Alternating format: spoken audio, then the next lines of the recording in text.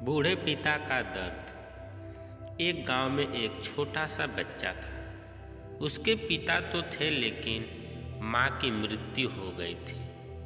पिता सारा दिन काम करता और अपने बेटे को पाल पोस कर बड़ा करता है। वह सारे सुख अपने बेटे को देता है जो एक माँ दे सकती थी।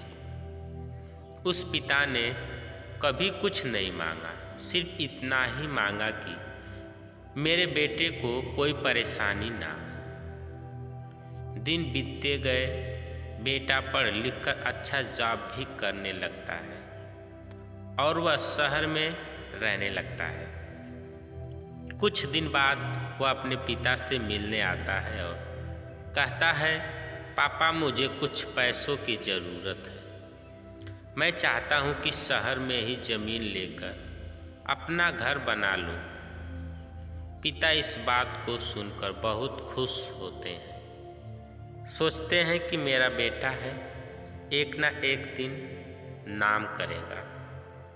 जिंदगी भर की बचाई हुई पूंजी को निकालकर अपने बेटे को दे देते हैं। बेटा शहर चला जाता है और उन पैसों से अपना घर बना लेता है। पिता इधर इंतजार करते रहते हैं कि मेरा बेटा फिर से आएगा, एक ना एक दिन तो मेरे पास आएगा ही। जाएगा कहाँ?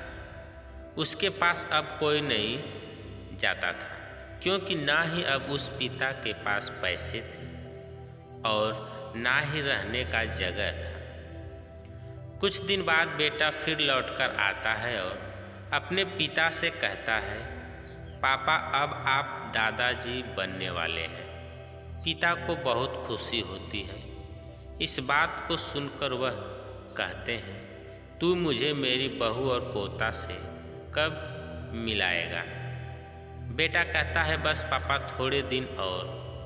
पापा मुझे कुछ पैसों की ज़रूरत है, क्योंकि आजकल थोड़ा जॉब में खींचातानी हो रहा है, जिसके कारण से मुझे कुछ दिन के लिए सस्पेंड कर दिया गया है।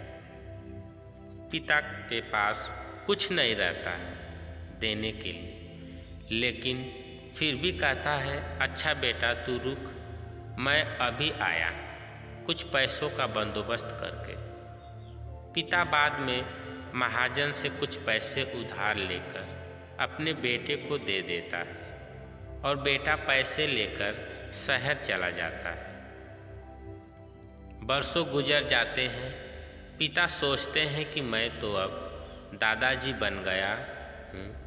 मेरा बेटा पता नहीं मेरे नाती को लेकर कब आएगा। फिर सोचने लगते हैं, समय नहीं मिलता होगा, इसलिए मेरा बेटा अभी तक आया नहीं, वरना आया जरूर होता।